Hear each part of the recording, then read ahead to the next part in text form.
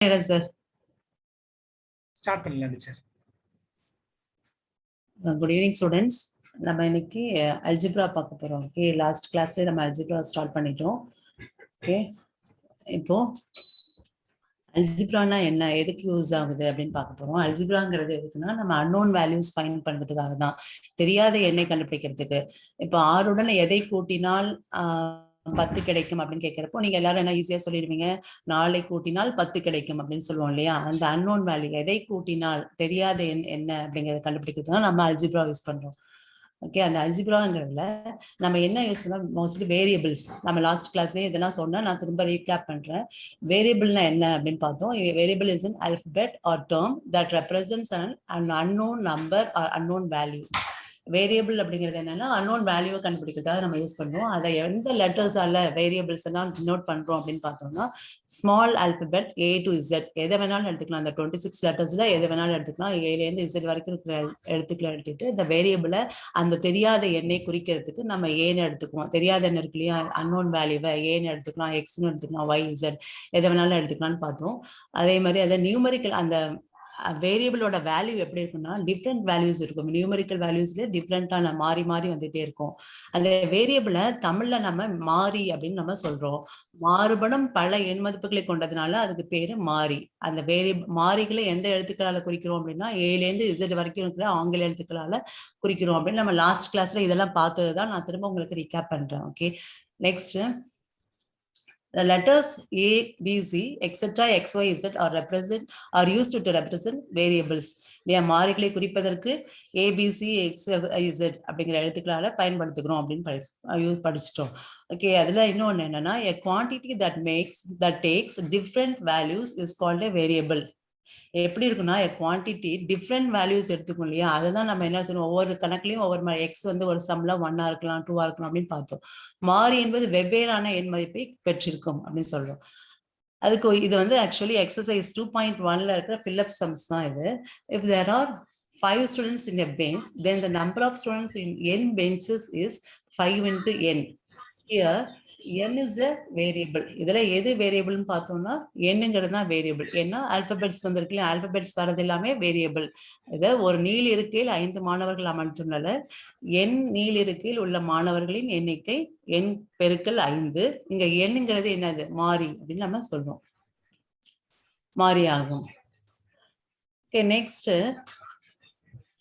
இதை லாஸ்ட் கிளாஸ்லயும் பார்த்தோம். T is added to 100 அப்படின்னு கொடுத்துருக்காங்க. 100உடன் T-ஐ கூட்டுக அப்படின்னா இது ஒரு எக்ஸ்பிரஷன், அல்ஜிப்ரிக் எக்ஸ்பிரஷனா மாத்தணும், இயற்கணித கூற்றா எழுதணும். இது எப்படி கொடுத்துருக்காங்க, வாய்மொழி கூற்றா கொடுத்துருக்காங்க. நம்ம இதை இயற்கணித கூற்றா மாத்தணும் அப்படின்னு சொல்றப்போ T is added to 100 அப்படின்னா இதை எப்படி சொல்லுவோம், இதை யாராவது சொல்றீங்களா ஆன்சர்? 100உடன் T-ஐ கூட்டுக, இது இதை வாய்மொழி கூற்றா சொல்றது இருக்கு இல்லையா, இதை நம்ம இயற்கணித கூற்றா அல்ஜிப்ரிக் எக்ஸ்பிரஷனா சொல்லணும், எக்ஸ்பிரஷன் சொல்லணும். யாராவது சொல்றீங்களா, ஞாபகம் இருக்கா எப்படி செய்யணும் சொல்லணும் அப்படிங்கிறது?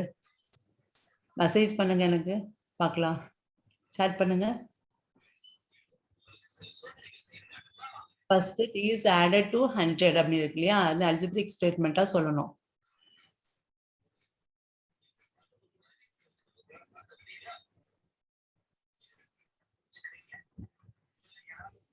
இதை எனக்கு மெசேஜ்ல டைப் பண்ண முடியுமா, பண்ணுங்க.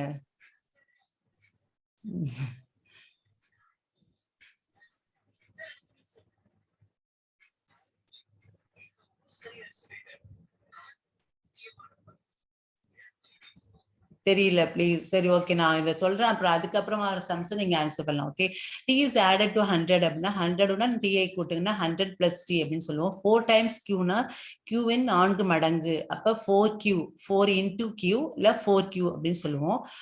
Third sum, 8 reduced by Y கொடுத்துருக்காங்களா, 8லிருந்து Y-ஐ குறைக்க அப்படின்னு சொல்லியிருக்காங்க. 8 குறைக்கிறதுனால என்ன சைன் யூஸ் பண்ணலாம், மைனஸ் சைன், 8 minus Y.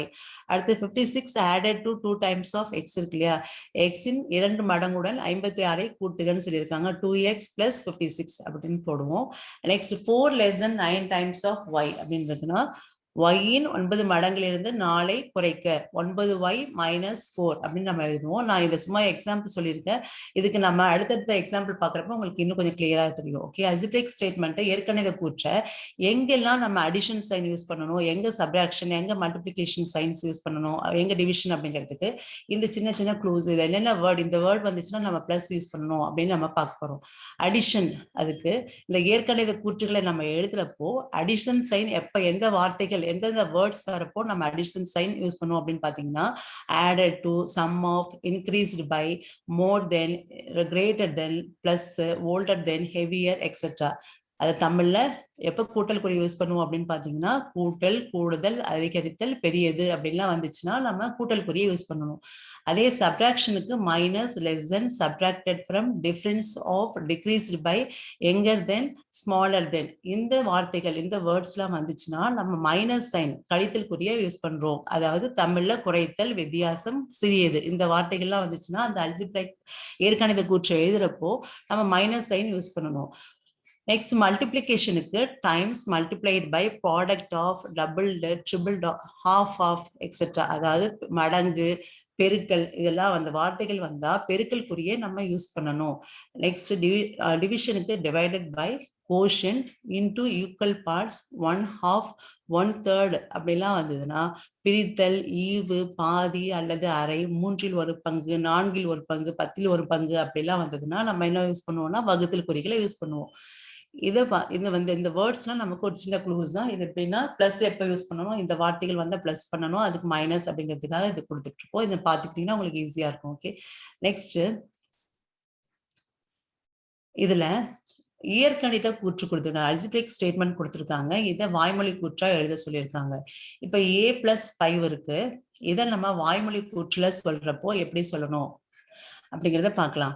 அடுத்து 6z-1 இருக்கு, அடுத்தது 12y இருக்கு இல்லையா. இந்த கூற்றுகளை நானே உங்களுக்கு சொல்லியிருந்தேன், அடுத்த கொஸ்டினுக்கு நீங்க ஆன்சர் பண்ணலாம். ஓகே, இப்போ இயற்கணித கூற்றுல a+5 இருக்கு. a உடன் எதை கூட்ட சொல்லியிருக்காங்கன்னா இதை a+5 மட்டும் கொடுத்தாங்கன்னா நீ எப்படி எழுதணும், வாய்மொழி கூற்றா எழுதுறப்போ a உடன் எதை கூட்டியிருக்காங்க, 5ஐ கூட்டியிருக்காங்க. அப்போ நீ என்ன எழுது, a உடன் 5ஐ கூட்டுக அப்படின்னு சொல்லலாம். a உடன் 5ஐ அதிகரிக்கங்கிற வார்த்தையும் யூஸ் பண்ணலாம், கூட்டுக அப்படிங்கிற வார்த்தையும் யூஸ் பண்ணலாம். அதே மாதிரி 6z-1 அப்படிங்கிறப்ப z இருக்குல்ல, 6z அப்படிங்கிறப்போ இங்க மல்டிபிளிகேஷன் சைன் ஹைட் ஆயிருக்கு. 6 into z எழுதலாம், இல்ல 6z எழுதலாம்.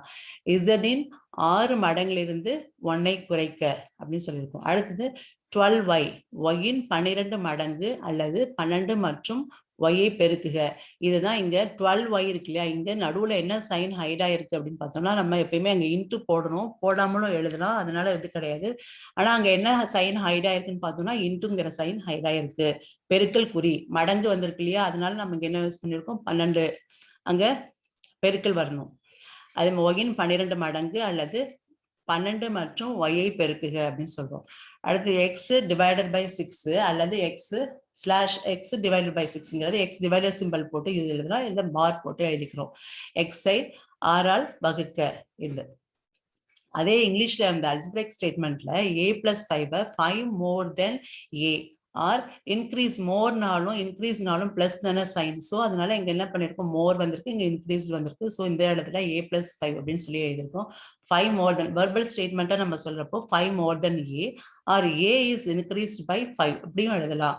அதே மாதிரி 6z- அந்த இந்த ஸ்டேட்மெண்ட்டை 1 less to 6 times z, 6 times z அப்படிங்கிறது இங்க என்ன இருக்குன்னா மல்டிபிளிகேஷன் சைன் 6 times z அப்படிங்கிறது. 12y ஆர் 12 into y அப்படிங்கிறது 12 times y அல்லது எப்படி ப்ராடக்ட் ஆஃப் எது மல்டிப்ளை பண்ணியிருக்காங்கன்னா 12ஐயும் y-ஐயும் மல்டிப்ளை பண்ணி ப்ராடக்ட் ஆஃப் 12 and y அப்படின்னு எழுதலாம். அடுத்து 6 divided by 6 இருக்கு இல்லையா, இது இங்க வேர்ட்ல எழுதுறப்ப 6 divided by 6 வெர்பல் ஸ்டேட்மெண்ட்டை நம்ம எழுதுறோம்.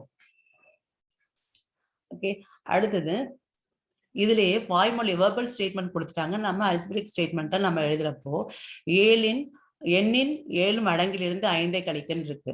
இதுக்கு நீங்க அந்த ஸ்டேட்மெண்ட் சொல்லுங்க பார்க்கலாம். அல்ஜிப்ரிக் ஸ்டேட்மெண்ட் எண்ணின் 7 மடங்கிலிருந்து 5ஐ கழிக்க அப்படின்னு இருக்கு இல்லையா, சொல்றீங்களா யாராவது?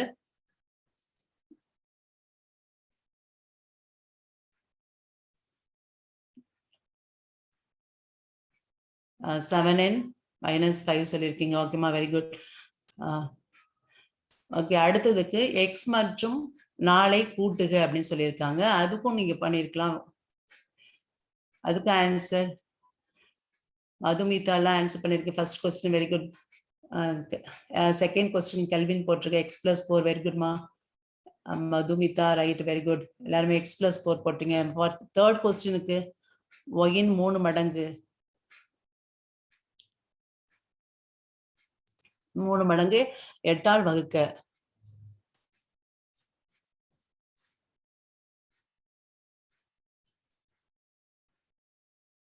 தேவேஷ்லாம் ஆன்சர் பண்ணிருக்கேன். Okay, right right.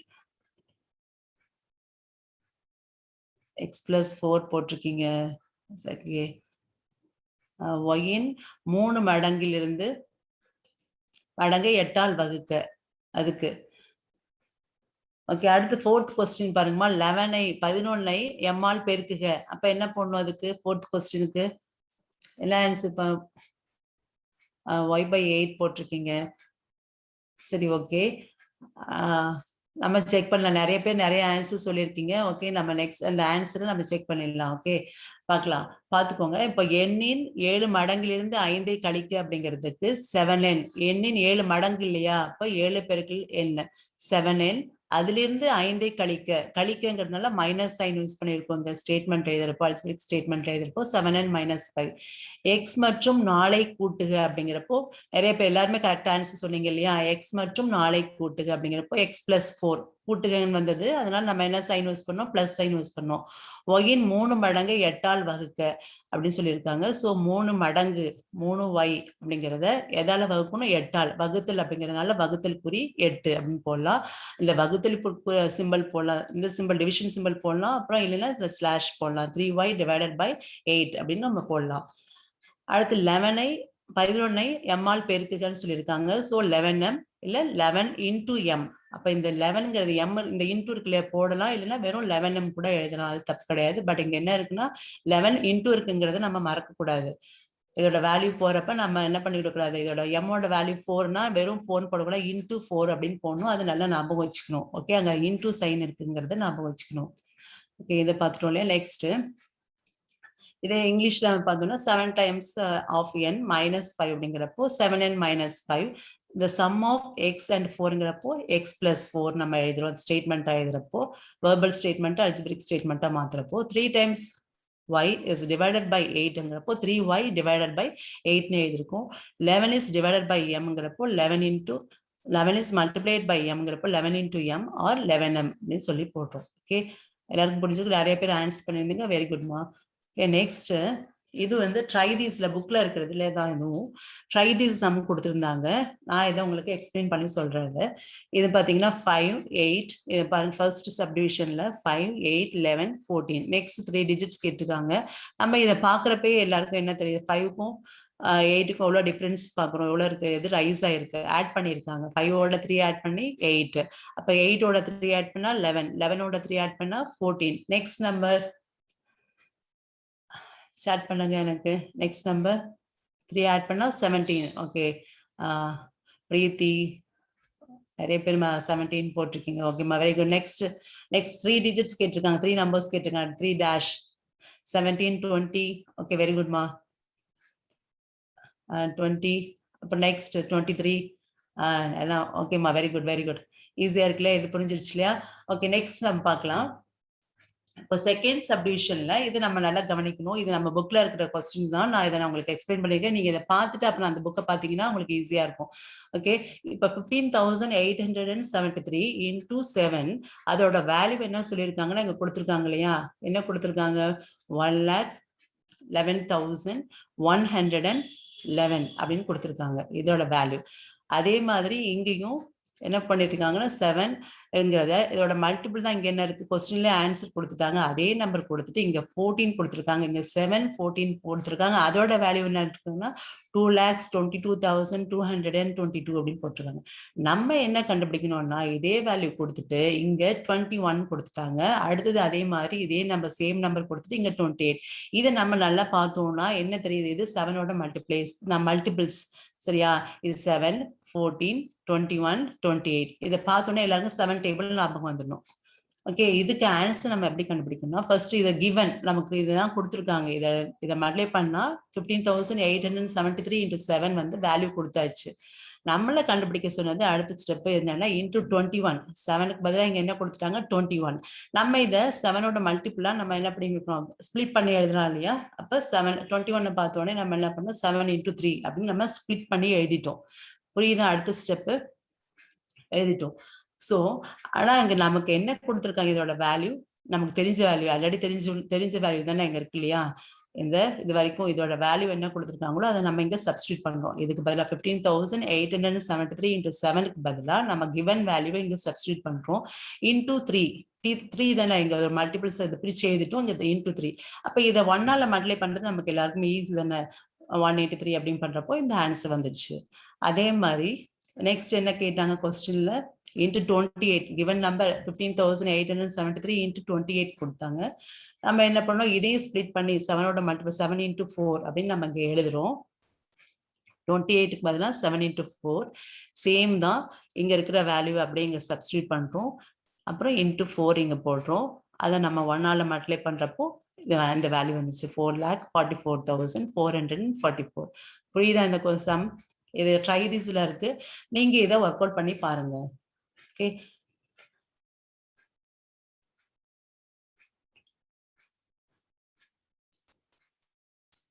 Okay students, இப்போ நம்ம ஃபர்ஸ்ட் இந்த 2.1 அல்ஜிப்ராவிலேயே நமக்கு என்ன இருக்குன்னா 2.1 எக்ஸசைஸ் இருக்கு இல்லையா, அதை நம்ம பார்க்க போறோம். கவனிக்கிறீங்களா? இப்போ புக் எக்ஸசைஸ் 2.1 இதுல ஒரு சின்ன ஃபர்ஸ்ட் கொஸ்டின்ல என்ன ஆயிடுச்சு, ஃபர்ஸ்ட் கொஸ்டின் பார்க்குறோம். என்ன இருக்குன்னா, பிலிப்ஸ் ஏபிசி எக்ஸெட்ரா XYZ ஆகிய எழுத்துக்கள் குறிப்பதற்கு எதை யூஸ் பண்றோம், என்ன யூஸ் பண்ணுவோம், அதுக்கு டேஸ் குறிப்பதற்கு பயன்படுகின்றன. எதை குறிப்பதற்கு பயன்படுகின்றன? The letters ABC etc XYZ are used to represent dash அப்படின்னு கேட்டிருக்காங்க. அதுக்கு எதை குறிப்பதற்கு பயன்படுத்துறோம் அப்படின்னா, நாங்க கீழே எழுதின, நான் உங்களுக்கு தெரியுதான்னு பாருங்க. ஓகே, அதுக்கு மாறிகளை குறிப்பதற்கு, எதை குறிப்பதற்கு பயன்படுத்துறோம்னா மாறிகளை குறிப்பதற்கு பயன்படுத்துறோம். இங்கிலீஷ்ல வேரியபிள்ஸ் தான், டு ரெப்ரசன்ட் வேரியபிள்ஸ். செகண்ட் பாத்தீங்கன்னா செகண்ட் கொஸ்டின்ல மாறி என்பது, இதுல கொஸ்டின் மட்டும் மாறி இருக்குமா? Okay, second question Tamil medium question மாறி இருக்கு. நான் இங்க இங்கிலீஷ் மீடியத்துல இருக்கிற கொஸ்டின் நம்ம எடுத்துக்கலாம். ஓகே, நீங்க புக்ல பாத்தீங்கன்னா second question Tamil medium students அங்க பாருங்க, அது கரெக்டான கொஸ்டின் இருக்கும். இங்க பெற்றிருக்காதுன்னு இருக்கு இல்லையா, அது தப்பு. பெற்றிருக்கும், ஒரு மாறி என்பது டேஸ் மதிப்பை பெற்றிருக்கும் அப்படின்னு இருக்கும். சரி, இங்கிலீஷ் கொஸ்டின் எடுத்துக்கலாம். A quantity that takes dash values is called a variable. அப்படின்னா வேரியபிள் அப்படின்னா எப்படி, எந்த மாதிரியான மதிப்புகளை பெற்றிருக்குன்னா டிஃப்ரெண்ட் வேல்யூஸ் தானே இருக்கும். வெவ்வேறான மதிப்புகளை, மாறிகள் அப்படிங்கனாலே வெவ்வேறான மதிப்புகளை பெற்றிருக்கும் நம்ம படிச்சோம். ஸோ டிஃப்ரெண்ட் வேல்யூஸ், நம்ம அங்க என்ன எழுதணும்னா டிஃப்ரெண்ட் வேல்யூஸ். செகண்ட் டேஷ்ல டிஃப்ரெண்ட் அப்படின்னு போட்டுக்கணும். வேரியபிள்ஸ்னாலே டிஃப்ரெண்ட் வேல்யூஸ், இங்க வெவ்வேறான மதிப்புகளை, எண் மதிப்புகளை பெற்றிருக்கும் அப்படின்னு சொல்லி எழுதுறோம். நெக்ஸ்ட் அடுத்த கொஸ்டின் நம்ம நான் பார்த்தது, நான் சொன்னவங்களுக்கு, ஒரு நீள் இருக்கையில் 5 மாணவர்கள் அமர்ந்துள்ளனர் எனில் எண் இருக்கையில் உள்ள மாணவர்கள் எண்ணிக்கை n பெருக்கல் 5. இங்க டேஸ் என்பது மாறி அப்படின்னு கேட்டிருக்காங்க. இதுல எது மாறி அப்படின்னா என்ன எழுதுறீங்க, தேர்ட் கொஸ்டினுக்கு n எது மாறினா n தான் மாறி. Here dash is a variable. English மீடியத்துல பாத்தீங்கன்னா here dash is a variable. வேரியபிள்னாலே என்ன சொன்னோம், ஆங்கில எழுத்துக்கு ஆல்பபெட் சொன்னோம் இல்லையா, அப்ப என்னங்கிறது தான் அங்க மாறி. ஓகே, அடுத்தது ட்ரூ ஆர் ஃபால்ஸ் பார்க்கலாம். ட்ரூ ஆர் ஃபால்ஸ்ல ஃபர்ஸ்ட் நீங்க புக்கை எடுத்து வச்சிருக்கீங்களே, எல்லாரும் வச்சிருப்பீங்கன்னு நினைக்கிறேன். ஃபர்ஸ்ட் ட்ரூ ஆர் ஃபால்ஸ்ல பாத்தீங்கன்னா, நான் ஒரு சும்மா ரஃபாவை டயக்ராம் வரைகிறேன். அது சின்னதா இருக்கு, உங்களுக்கு புரியுதா என்னன்னு தெரியல, நான் உங்களுக்கு வரைச்சு காமிக்கிறேன். இப்போ ஃபர்ஸ்ட் கொஸ்டினுக்கு ட்ரூ ஆர் ஃபால்ஸ் சொல்லியிருக்காங்க இல்லையா, அதுல ஒரு பென்சில், அந்த பென்சில்ல இந்த பென்சிலோட ஃபுல் லென்த் எவ்வளவு கொடுத்துருக்காங்க அப்படின்னு பாத்தீங்கன்னா 6 சென்டிமீட்டர். Full length 6 centimetre. இந்த பென்சிலை 2 பார்ட்டா டிவைட் பண்ணியிருக்காங்க. இது ஏ பார்ட், இதுல இருந்து இது வரைக்கும் ஏ பார்ட், இதுல இருந்து வரைக்கும் be part.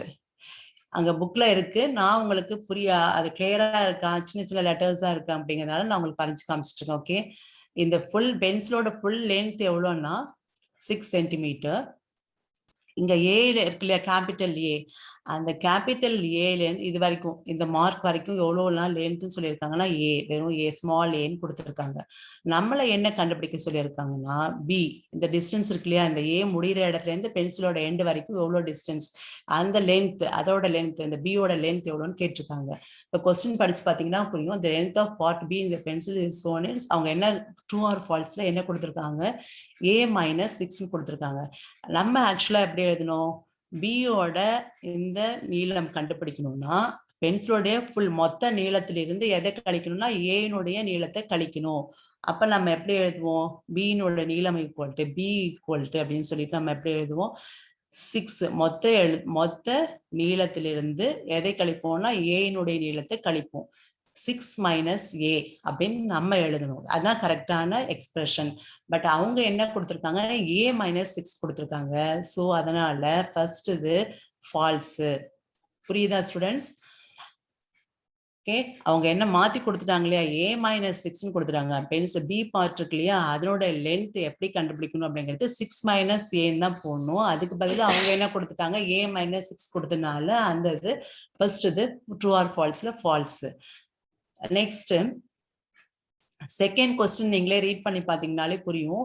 If the cost of an apple x and the cost of apple எவ்வளவோ, அந்த செகண்ட் கொஸ்டினுக்கு ஒரு ஆப்பிளோட cost x and the cost of a banana வந்து 5 rupees அப்படின்னு சொல்லியிருக்கான். பனானாவோட பிரைஸ் 5. அப்ப total cost of a fruits அப்படிங்கிறப்ப நம்ம டோட்டல் அப்படின்னு கேட்டுக்கலையே, அதே மாதிரி தமிழ் மீடியத்துல எங்கேயும் படிச்சு பார்த்தீங்கன்னா புரியும். ஆப்பிளின் விலை எக்ஸ் மற்றும் பனானாவின் விலை 5, வாழைப்பழத்தின் விலை 5 ரூபாய் அப்படின்னு கொடுத்துருக்காங்க. மொத்த விலை மொத்தம் அப்படிங்கிறதுனால நம்ம என்ன பண்ணுவோம், கூட்டுவோம் இல்லையா, 2 பழங்கள் நம்ம வாங்க போனோம்னா 2 கூட்டணும். So X plus 5. ஸோ சரியான எக்ஸ்பிரஷன் தான் கொடுத்துருக்காங்க. ஸோ ரெண்டாவது கொஸ்டின் என்னதுன்னா ட்ரூ. அடுத்து, if there are 11 players in a team, then there will be a 11 plus q in a, அங்க என்ன கொடுத்திருக்காங்கன்னா 11 plus q players in q teams. q teamsல 11 plus q players இருப்பாங்க அப்படின்னு கொடுத்திருக்காங்க. அதாவது ஒரு அணியில் 11 வீரர்கள் பங்கேற்கிறார்கள் எனில் 9 Q அணிகளில் பங்கேற்கும் வீரர்களின் எண்ணிக்கை 11 plus Q அப்படின்னு கொடுத்திருக்காங்க. நம்ம செக் பண்ணலாம் கரெக்டா அப்படின்னு சொல்லிட்டு. ஓகே, இப்போ ஒரு டீம்ல எத்தனை பிளேயர்ஸ் வீரர்கள் அப்படின்னு பார்த்தோம்னா 11. 2 டீம்ங்கிறப்போ 2 into 11. 3 டீம்ங்கிறப்போ 3 into 11. இப்படிதானே நம்ம போட்டே போவோம் இல்லையா, இப்படிதானே 3 டீம் அப்படிங்கிறப்போ நமக்கு எதை கண்டுபிடிக்கிறது சொல்லியிருக்காங்கன்னா Q டீம்ல அப்படின்னு சொல்லியிருக்காங்க.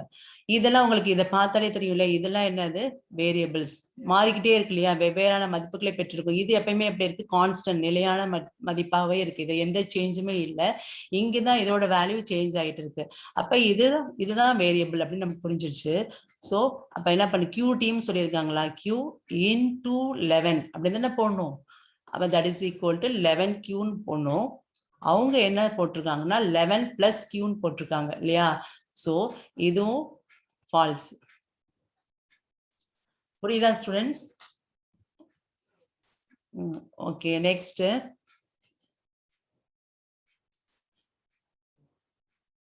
அடுத்தது பாத்தீங்கன்னா பேட்டர்ன். இந்த புக்ல இருக்கிற எக்ஸசைஸ் தான், எல்லாரும் புக் வச்சிருந்தீங்கன்னா ஈஸியா இருக்கும். ஓகே, இதுல draw the next two pattern and complete the table அப்படின்னு சொல்லியிருக்காங்க.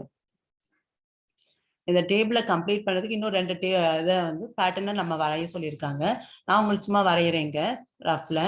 இப்போ இங்க பாத்தீங்கன்னா ஒரு ஸ்கொயர், ஒரு சதுரம், 2 ட்ரையாங்கிள் இருக்கு, கீழே ஒரு வட்டம் இருக்கு இல்லையா. அடுத்ததுல பாத்தீங்க, அடுத்த செகண்ட் பேட்டர்ன்ல அதே பிக்சரை 2ஆ போட்டிருக்காங்க. தேர்ட் பேட்டர்னுங்கிறது 3 பிக்சர்ஸ் போட்டிருக்காங்க. ஸோ ஃபோர்த் இது நம்ம வரைய சொல்லியிருக்காங்களே, நீங்களே வரைங்க அப்படின்னு சொல்லியிருக்காங்க. நம்ம வரைகிறோம். நான் ரஃபா வரைகிறேன். Okay,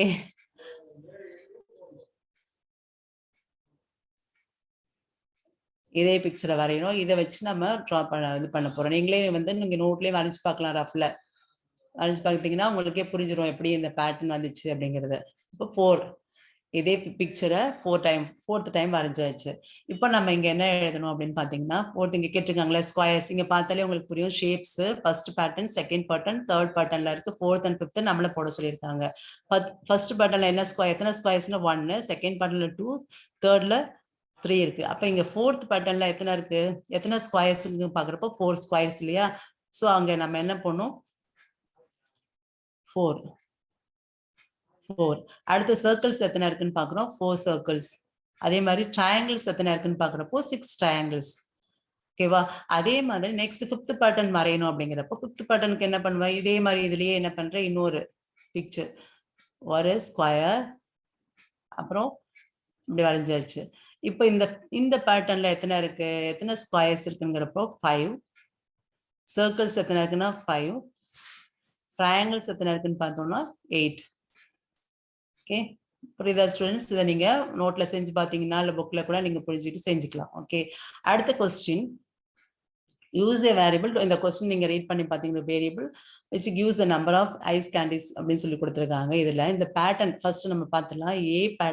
a pattern of letter C. இந்த C லெட்டரை கிரியேட் பண்றதுக்கு, இதை உருவாக்குறதுக்கு எத்தனை ஐஸ் ஸ்டிக்ஸ் யூஸ் பண்ணியிருக்காங்க அப்படின்னு பார்த்தீங்கன்னா, இது 1 2 3 ஸ்டிக்ஸ் இல்லையா? இதுக்கு நம்ம இந்த ஐஸ் ஸ்டிக்ஸ்ல சியை வந்து உருவாக்குறதுக்கு நமக்கு எத்தனை ஸ்டிக்ஸ் யூஸ் பண்ணியிருக்காங்க, இதுக்கு நீங்க பேட்டர்ன் எழுதுங்க நம்மள சொல்லியிருக்காங்க. இப்ப நம்ம எழுத போறோம். நான் இங்க இடம் இருக்கு, நான் இங்க எழுதுறேன், புரியுதான்னு பாருங்க. ஓகே, 1, ஒரு சிக்கு எத்தனை ஸ்டிக்ஸ்னா 3, 1 into 3. 2 சி கிரியேட் பண்ணணும் அப்படின்னா 2 into 3. அதே 3 சிங்கிறப்போ 3 into 3.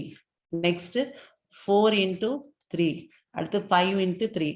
இதே எது சேஞ்ச் ஆயிட்டே இருக்கு, இதுதான் வேரியபிள் இல்லையா? இந்த 3ங்கிறது கான்ஸ்டன்ட், அந்த சியோல எத்தனை ஸ்டிக்ஸ் யூஸ் பண்றோங்கிறது அது கான்ஸ்டன்ட். ஸோ அப்ப என் எத்தனை நிறைய ஸ்டிக்ஸ், அப்ப n டைம்ஸ் எத்தனை சி கிரியேட் பண்றோம்னா n சி கிரியேட் பண்ணணும்னா எத்தனை ஸ்டிக்ஸ் பண்ணணும் யூஸ் ஆகும் அப்படின்னு பார்த்தோம்னா 3n. இதுக்கு 3n. இது சேஞ்ச் ஆயிட்டே இருக்குல்ல, வேரியபிள் நம்ம நேம் கொடுக்கணும்ல. அப்ப அடுத்த 6ங்கிறப்போ 6 into 3, 7 into 3. அப்ப n c's கிரியேட் பண்ணணும், மேக் பண்ணணும்னா n into 3, 3n. அப்போ இந்த c-க்குரிய பேட்டர்ன் என்ன அப்படின்னு பார்த்தோம்னா 3n. ஓகே, நெக்ஸ்ட் எம்முக்கு ஒன்று சொல்லியிருக்காங்க, எம் பேட்டர்னுக்கு. இப்போ எம்ல பாக்குறீங்க எத்தனை ஸ்டிக்ஸ் இருக்கு அப்படின்னு யூஸ் பண்ணிருக்கேன். 1, எத்தனை ஸ்டிக்ஸ் பாருங்க, 4 ஸ்டிக்ஸ். ஓகேவா? அதுல 4 ஸ்டிக்ஸ்ங்கிறப்போ ஃபர்ஸ்ட் 1 எம்முக்கு ஒரு எம் கிரியேட் பண்றதுக்கு 1 into 4, இப்போ 4. நெக்ஸ்ட் 2m நம்ம உருவாக்கணும் அப்படின்னா 2 into 4, அப்ப எத்தனை ஸ்டிக்ஸ் தேவைப்படுது, 8 ஸ்டிக்ஸ். அதே மாதிரி 3m அப்படிங்கிறப்போ 3 into 4, 12. ஓகே, அதே மாதிரி பாத்தீங்கன்னா 4, அதே 5 அப்படிங்கிறப்போ 5m மேக் பண்ணணும் அப்படின்னா 5 into 4, 20, எக்ஸெட்ரா எக்ஸெட்ரா அப்படின்ட்டு நம்ம என் நிறைய நம்பர் ஆஃப் அது பண்றோம் அப்படிங்கிறப்போ எம் கிரியேட் பண்ணணும் அப்படிங்கிறப்போ 4n. அப்ப இந்த எம்முக்குரிய பேட்டர்ன் என்னன்னா 4n. இதான் இதோட பேட்டர்ன். புரியுதா ஸ்டூடெண்ட்ஸ்? ஓகே, இதை நீங்க புக்லயே நீங்க வந்து நோட்ல இதை புரிஞ்சுட்டு திரும்ப ஒரு வாட்டி செஞ்சு பார்த்தீங்கன்னா உங்களுக்கு புரியும். Okay, next question. Next question read பண்ணி பார்க்குறப்ப பார்த்தீங்கன்னா, டீச்சர் ஃபார்ம்ஸ் 5 ஸ்டூடெண்ட். ஒரு அந்த கொஸ்டினை நான் ரீட் பண்ணுங்க, நீங்களே பார்த்தீங்கன்னா அப்புறம் ஒரு ஆசிரியர் என்ன பண்றாங்களா, ஒரு கிளாஸ்ல குரூப் பிரிப்பாங்களா, டீச்சர்ஸ் எல்லாம் குரூப் பிரிப்போம். அதுல 5 ஸ்டூடெண்ட்ஸ், ஒரு குரூப்ல 6 பேர் இருக்கணும், 7 பேர் இருக்குங்கிற மாதிரி அந்த கிளாஸ்ல ஒரு குரூப்ல 5 மாணவர்களை பிரிக்கிறாங்களா அந்த டீச்சர். ஓகே, அப்ப பி குரூப்ல எத்தனை ஸ்டூடெண்ட்ஸ் இருப்பாங்க அப்படின்னு நம்ம பார்க்க போறோம். ஓகே, ஒரு ஆசிரியர் தனது வகுப்பில் உள்ள மாணவர்கள் ஒரு குழுவிற்கு 5 மாணவர்கள் வீதம் அமைத்தால் பி குழுக்களில் உள்ள மாணவர்களின் எண்ணிக்கை யாது அப்படின்னு கேட்டிருக்காங்க. நம்ம என்ன பண்றோம், ஃபர்ஸ்ட் எழுத போறோம். ஒரு 1 குரூப் அப்படிங்கிறப்போ 1 into 5 இல்லையா, 5 ஸ்டூடெண்ட்ஸ் இருப்பாங்க. 2 குரூப்புங்கிறப்ப 2 into 5, 10. அடுத்து 3 into 5, 15. அப்ப இதுல நமக்கு எது வேரியபிள் அப்படின்னு தெரிஞ்சிச்சுல, இதுதான் வேரியபிள். 5ங்கிறது கான்ஸ்டன்ட். ஏன்னா 5 மாணவர்கள் நிலையான அப்படியே தான் இருக்க போறாங்க, 5 மாணவர்கள் அப்படியே தான் இருக்கும், குரூப்போட நம்பர்ஸ் தான் மாறிட்டே இருக்கு இல்லையா? அப்ப பி குரூப் அப்படிங்கிறப்போ P into 5 எப்பயுமே நம்ம எப்படி எழுதணும், நம்பர் தான் ஃபர்ஸ்ட் வர மாதிரி எழுதணும். ஸோ அதனால 5p அப்படின்னு எழுதலாம், அல்லது 5 into p அப்படின்னு எழுதலாம்.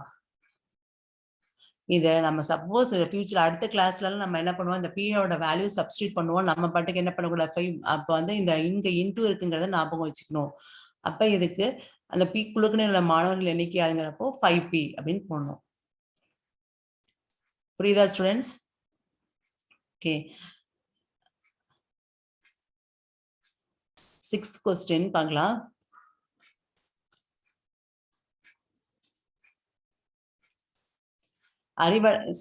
sixth question read பண்ணி பாத்துங்க. Arivazhagan is 30 years younger to his father.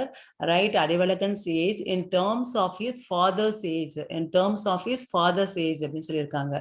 இதை நீங்க நல்லா நோட் பண்ணிக்கணும். ஓகே, அறிவழகன் அவரது தந்தையை விட 30 வயது இளையவன்.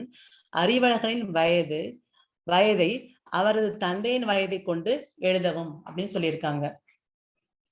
அப்போ நம்ம என்ன பண்ண போறோம்னா, அறிவழகனுடைய வயது தெரியாது, அவரோட தந்தை வயதும் தெரியாது இல்லையா? இப்ப அறிவழகனுடைய நமக்கு என்ன ஹிண்ட் கொடுத்திருக்காங்கன்னா, அறிவழகன் அவருடைய தந்தை வயதை விட 30 வயது இளையவன் அப்படின்னு சொல்லியிருக்காங்க. அப்ப தந்தை வயது தெரியாது இல்லையா? நம்ம இங்க நான் தமிழ்ல எழுதி காமிக்க, நீங்க அப்படியே இங்கிலீஷ்லயும் எழுதிக்கலாம். ஓகே, ஃபாதர்ஸ் ஏஜ், அறிவழகன்ஸ் ஃபாதர்ஸ் ஏஜ் அப்படின்னு நம்ம எழுதிக்கலாம். தந்தையின் வயது, நான் ரப்பா சும்மா எழுதுறேன். அறிவழகனின் தந்தையின் வயது தெரியாது இல்லையா? அதை நம்ம என்னவா எடுத்துக்கிறோம் அப்படின்னா, எக்ஸ் அப்படின்னு எடுத்துக்கிறோம். அவரோட தந்தையின் வயது தெரியாது, அதனால நம்ம எக்ஸ்ன்னு எடுத்துக்கிறோம். அப்ப அறிவழகனின் வயதை எப்படி சொல்லியிருக்காங்கன்னு தெரியுது இல்லையா? அவருடைய தந்தையின் வயதை வைத்து சொல்லுங்க அப்படின்னு சொல்லியிருக்காங்க. சோ அறிவழகனின் வயது, அடுத்த ஸ்டெப்ல அறிவழகனின் வயது ஈக்குவல் டு எதை சொல்லியிருக்காங்கன்னு தெரியுது இல்லையா? அவருடைய தந்தையின் வயதை விட என்னது 30 வயது இளையவன் சொல்லியிருக்காங்க. சோ இளையவன் இல்லையா? அப்ப நம்ம என்ன குறி யூஸ் பண்ணணும் அப்படின்னா, சைன் யூஸ் பண்ணுவோம்னா மைனஸ் எங்கர் அப்படின்னு சொல்லியிருக்காங்க இல்லையா? இளையவன்ங்கிறப்போ சின்னவன் அப்படின்னு தெரியுது. அப்போ எக்ஸ், தந்தையின் வயது என்ன எக்ஸ், அதை விட தந்தையின் வயதை விட என்னது 30 வயது இளையவன் அப்படிங்கிறனால மைனஸ் போட்டு 30. அப்ப அறிவழகனின் வயது என்னன்னா எக்ஸ் மைனஸ் 30. ஓகே.